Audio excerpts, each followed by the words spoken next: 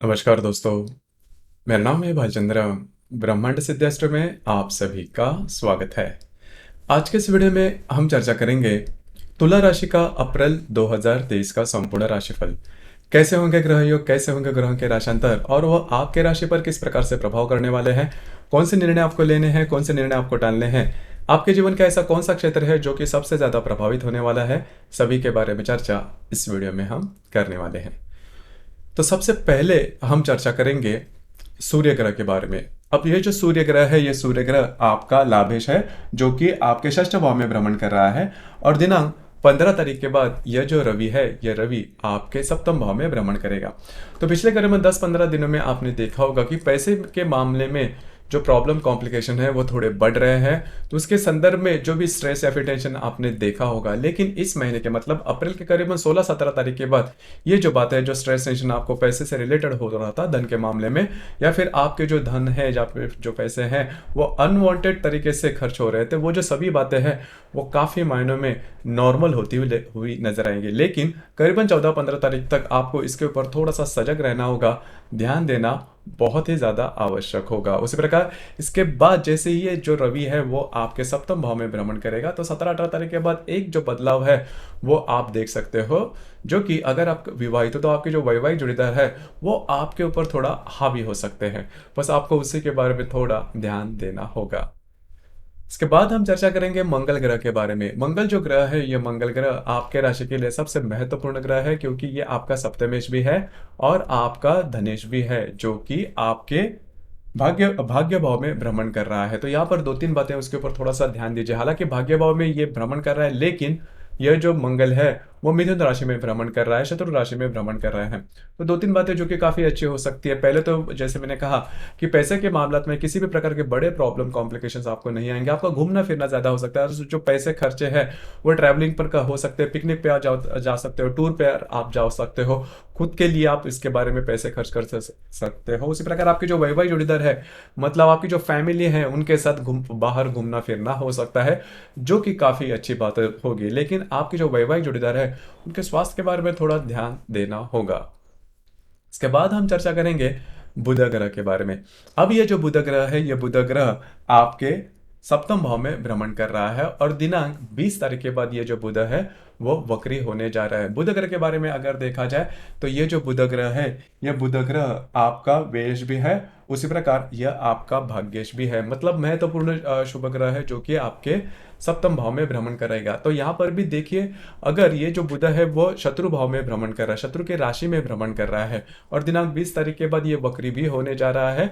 तो यहाँ पर 2-3 बातें उसके ऊपर थोड़ा सा ध्यान देना आवश्यक है। मतलब अप्रैल के 20-22 तारीख के बाद आप किसी भी प्रकार के बड़े निर्णय नहीं लेना, क्योंकि वो निर्णय जो है वो चूकने की संभावना थोड़ी ज्यादा बन रही है। अब यहाँ पर 2-3 बातें उसके ऊपर आपको थोड़ा सा चौकन्ना रहना होगा। अब जैसे कि आप देख सकते हो कि सप्तम भाव का जो स्वामी है मंगल, वो आपके भाग्य भाव में शत्रु राशि में है, मतलब मिथुन राशि में है मंगल। उसी प्रकार भाग्य भाव का जो स्वामी है बुध, वो आपके सप्तम भाव में है, शत्रु की राशि में, मतलब मेष राशि में। तो यहाँ पर अन्य योग है सप्तम और भाग्य का। तो 2-3 बातें उसके ऊपर थोड़ा सा ध्यान दीजिए। आपकी जो वैवाहिक जोड़ीदार है उनके स्वास्थ्य के बारे में, जैसे कि इसके पहले भी मैंने कहा कि स्वास्थ्य की जो समस्याएं हैं वो ज़्यादा आ सकती है, खास करके मानसिक स्वास्थ्य के बारे में ये जो बातें हैं वो ज़्यादा हो सकती है। उसी प्रकार किसी भी प्रकार के महत्वपूर्ण निर्णय आप इस समय में बिल्कुल भी नहीं लेना। ये भी हो सकता है आप में और आपके जो वैवाहिक जोड़ीदार है उनमें छोटी मोटी बातों को लेकर तकरार हो सकती है, और वो थोड़ी बढ़ भी सकती है। इसके बारे में आपको थोड़ा सा चौकन्ना रहना होगा, क्योंकि ये जो बुध है, ये बुध आपका वेश भी, तो कि कहीं से अगर आपने लोन वगैरह लिया है पैसे के मामले, तो वो चुका नहीं पा रहे हैं, तो उसका जो स्ट्रेस है वो भी आप पर बना रह सकता है। उसी प्रकार अगर आप किसी पार्टनरशिप के बिजनेस में हैं, तो वहां पर भी डॉक्यूमेंटेशन के बारे में, या फिर आपके जो पार्टनर है उनके साथ छोटी मोटी बातों को लेकर तकरार हो सकती है। तो थोड़ा सा ध्यान देना आवश्यक है। हालांकि जो आपकी जो राशि है वो काफ़ी बैलेंस राशि है, लेकिन फिर भी कभी कभी समस्याएं इस प्रकार की आती है कि हम हमारे जो इमोशंस है उस पर कंट्रोल नहीं कर सकते। लेकिन इसके बारे में थोड़ा आपको सजग रहना होगा, ध्यान देना होगा। उसके बाद हम चर्चा करेंगे गुरु ग्रह के बारे में। अब ये जो गुरु ग्रह है, ये गुरु ग्रह आपके षष्ठ भाव में भ्रमण कर रहा है और दिनांक 23 तारीख के बाद ये आपके सप्तम भाव में भ्रमण करेगा। गुरु ग्रह के बारे में अगर देखा जाए तो ये जो गुरु ग्रह है वो आपके राशि के लिए बिल्कुल भी शुभ फलदायी नहीं है, क्योंकि आपके राशि का स्वामी है शुक्र, और जो गुरु है वह नैसर्गिक शत्रु ग्रह है। और ये जो गुरु है, ये गुरु ग्रह आपका तृतीयेश भी है और षष्ठेश भी है, जो कि आपके षष्ठ भाव में भ्रमण कर रहा है। तो गुरु जो है वो पिछले करीबन 7-8 महीने में इसके जो प्रभाव है वो आपके लिए शुभ फलदायी नहीं था। स्वास्थ्य के बारे में समस्याएं थे, खास करके आपका जो भी कार्य क्षेत्र है उससे रिलेटेड भी आपने कई जो प्रॉब्लम स्ट्रेस थे वो देखे रहेंगे। अब ये जो गुरु जैसे ही आपके सप्तम भाव में भ्रमण करेगा तो जो सीन है, जो परिस्थिति है वो काफी मायनों में बदल सकती है। हालांकि जो गुरु है वो 23 तारीख को स्थानांतरण कर रहा है, मतलब वो सप्तम स्थान में आ जाएगा, लेकिन उसके जो प्रभाव है वो आपको जल्दी जल्दी भी नहीं मिलेंगे, क्योंकि जो गुरु है वो स्लो मूविंग प्लेनेट है। तो इसके जो प्रभाव है वो आपको मई के फर्स्ट सेकेंड वीक से मिलना शुरू हो जाएंगे। तो मई के फर्स्ट या सेकेंड वीक के बाद जो भी स्ट्रेस टेंशन आपको आपके स्वास्थ्य के बारे में या फिर आपका जो भी कार्य क्षेत्र है उससे रिलेटेड आपको जो हो रहा था वो काफी मायनों में कम होता हुआ नजर आएगा, जो कि काफी अच्छी बात होगी। अब ये जो गुरु का भ्रमण, उसका प्रभाव परिणाम आपके जीवन में कौन सा क्षेत्र में होंगे, किस प्रकार के होंगे, उसके बारे में डिटेल में हम वीडियो अपलोड करने ही वाले हैं, तो जरूर देखना। उसमें डिटेल में सब कुछ कहा जाएगा। तो कुल मिला के देखा जाए तो इस महीने में तो ये जो गुरु आपके षष्ठ भाव में ही भ्रमण करेगा, तो आपको स्वयं के स्वास्थ्य के बारे में, आपका जो भी कार्य क्षेत्र है उससे रिलेटेड जो बातें हैं अब तक जैसे हो रही थी उसके बारे में थोड़ा सा आपको चौकन्ना रहना होगा। इसके बाद हम चर्चा करेंगे शुक्र ग्रह के बारे में। अब ये जो शुक्र ग्रह है, ये शुक्र ग्रह आपके सप्तम भाव में भ्रमण कर रहा है और दिनांक 7 तारीख के बाद ये जो शुक्र है वो आपके अष्टम भाव में भ्रमण करेगा। शुक्र ग्रह जो ग्रह है वो शुक्र ग्रह आपके राशि का स्वामी भी है, आपके सप्तम भाव में भ्रमण कर रहा था और 7 तारीख के बाद मतलब अप्रैल का करीबन बड़ा जो कालावधि उसमें वो आपके अष्टम भाव में भ्रमण करने वाला है। अब यहाँ पर जो अष्टम भाव है जिसे मृत्यु स्थान कहा जाता है, मतलब आपको स्ट्रेस टेंशन, मृत्यु स्थान मतलब प्रत्यक्ष मृत्यु नहीं, मृत्यु की समान वेदना या फिर स्ट्रेस टेंशन, और वो भी इतनी ज्यादा नहीं, लेकिन ये जो शुक्र है वो आपके राशि का स्वामी है जो कि आपके अष्टम भाव में भ्रमण करेगा, तो स्ट्रेस तो थोड़ा आएगा ही। उसी प्रकार अगर स्वास्थ्य के बारे में किसी व्याधि से अगर आप पीड़ित हैं तो उसके लक्षण भी आपको दिखाई दे सकते हैं, तो उसके बारे में थोड़ा सा ध्यान देना आवश्यक है। आप यहाँ पर एक बात अच्छी है, जैसे कि शुक्र आपके अष्टम भाव में भ्रमण करेगा, आपको इजी मनी वगैरह मिल सकते हैं। इजी मनी मतलब जिसके बारे में आपने सोचा नहीं था, उस प्रकार के जो पैसे हैं, जो लाभ है वो मिल सकते हैं। जो गृहिणी वर्ग है मतलब या फिर जो स्त्री वर्ग है, विवाहित जो स्त्री वर्ग है, उनके लिए बात थोड़े छोटे मोटे पैमाने पर अच्छी भी होगी कि उनके जो इन लॉज हैं उनके साथ इनके जो रिलेशनशिप है वो काफी अच्छी देखी जाएगी। अब हम चर्चा करेंगे शनि ग्रह के बारे में। शनि जो ग्रह है, ये शनि ग्रह आपके पंचम भाव में भ्रमण कर रहा है, स्वयं के राशि में भ्रमण कर रहा है। जनवरी का 18 तारीख के बाद ये आपके पंचम भाव में भ्रमण कर रहा है, जो कि बहुत ही अच्छी बात होगी। देखिए जो शनि ग्रह है, ये शनि ग्रह आपके राशि के लिए राजयोग कारक ग्रह माना जाता है, क्योंकि ये आपका चतुर्थेश भी है, पंचमेश भी है और आपके पंचम भाव में स्वयं के राशि में भ्रमण कर रहे हैं, तो इसके बहुत ही अच्छे परिणाम आपको मिलते हुए नजर आएंगे।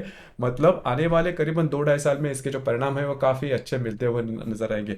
हालांकि बाकी के जो ग्रह है उनके जो परिणाम होते हैं वो 2-3 महीने के लिए, कभी कभी 10-15 दिनों के लिए मिलते हैं, लेकिन शनि का जो भ्रमण होगा और आने वाला जो गुरु का भ्रमण है वो भी आपके लिए शुभ फलदायी साबित होगा। जैसे मैंने कहा कि मई के बाद उसके जो परिणाम है वो मिलेंगे, लेकिन शनि के जो परिणाम है आपको काफी अच्छे मिलेंगे। खास करके अगर आप किसी के रिलेशनशिप में हैं तो वहां पर जो बातें हैं वो काफी अच्छी देखी जाएगी, नई रिलेशनशिप भी बन सकती है। उसी प्रकार अगर लॉन्ग टर्म में अगर आपने कोई इन्वेस्टमेंट की है शेयर मार्केट में या फिर पैसे के मामले, तो उसके जो रिटर्न्स है वो आपको काफी अच्छे तरीके से मिलते हुए नजर आएंगे। उसी प्रकार जो गर्भवती महिला है उनके लिए भी जो शनि का भ्रमण है पंचम भाव में वो शुभ फलदायी साबित होगा। जो विद्यार्थी वर्ग है उनके लिए भी शनि का जो भ्रमण है जो कि आपके पंचम भाव में होगा वो बहुत ही ज्यादा शुभ फलदायी साबित होगा। तो कुल मिला के देखा जाए तो शनि का जो भ्रमण है आपके लिए काफी महत्वपूर्ण और शुभ फलदायी साबित होगा। इसके बाद अब यहाँ पर आप देख सकते हो कि सप्तम भाव में बहुत सारे ग्रह हैं और मतलब ग्रहों का बहुत सारा जमावड़ा आप यहाँ पर देख सकते हो। तो इसका प्रमाण या फिर इसका जो परिणाम है वो एक ही पे है कि अगर आप विवाहित हो तो आपके जो वैवाहिक जोड़ीदार है उनमें और आप में जो प्रॉब्लम कॉम्प्लिकेशंस है वो थोड़े से बढ़ सकते हैं। सबसे इंपॉर्टेंट बात वो आपके ऊपर हावी हो सकते हैं या फिर उनके स्वास्थ्य के बारे में समस्याएं जो है वो सामने आ सकती है। उसी प्रकार अगर आप बिजनेस में हैं और पार्टनरशिप के बिजनेस में हैं तो वहां पर भी इसी प्रकार की जो बातें, डिफरेंस ऑफ ओपिनियन जिसे हम कहते हैं, उस प्रकार की जो बातें हैं वो हो सकती है। आपको इसके ऊपर थोड़ा सा ध्यान देना होगा। अब हम चर्चा करेंगे ग्रह योगन के बारे में। ग्रह योगन के बारे में अगर देखा जाए तो दिनांक 6 तारीख को बुध और राहु की युति होने जा रही है। अब ये जो बुध है, यह बुध आपके राशि का भाग्येश भी है और आपके राशि का व्ययश भी है। तो ये जो बुध है वो राहु की युति में जा रहा है आपके सप्तम भाव में। तो यहाँ पर 2-3 बातें उसके ऊपर थोड़ा सा ध्यान दीजिए। आपके जो वैवाहिक जोड़ीदार है उनमें और आप में छोटी मोटी बातों को लेकर तकरार हो सकते हैं, उनके स्वास्थ्य के बारे में ध्यान देना आवश्यक है। मिसअंडरस्टैंडिंग वगैरह होने की संभावना ज़्यादा होगी। उसी प्रकार उनके स्वास्थ्य के बारे में ऐसी भी समस्याएं आ सकती है जिनके बारे में आपको पता न चले, तो वो इसके ऊपर थोड़ा सा ध्यान दीजिए। अगर आपने कहीं से पैसे वगैरह लिए हैं, कर्जा वगैरह लिया है और वो चुका नहीं पा रहा है तो उसके बारे में भी थोड़े स्ट्रेस टेंशन आ सकते हैं। उसी प्रकार दिनांक 11 तारीख को रवि और गुरु की युति होने जा रही है आपके षष्ठ भाव में। अब ये जो रवि है, यह रवि आपका लाभेश भी है, गुरु आपका षष्ठेश भी है और तृतीयेश भी है।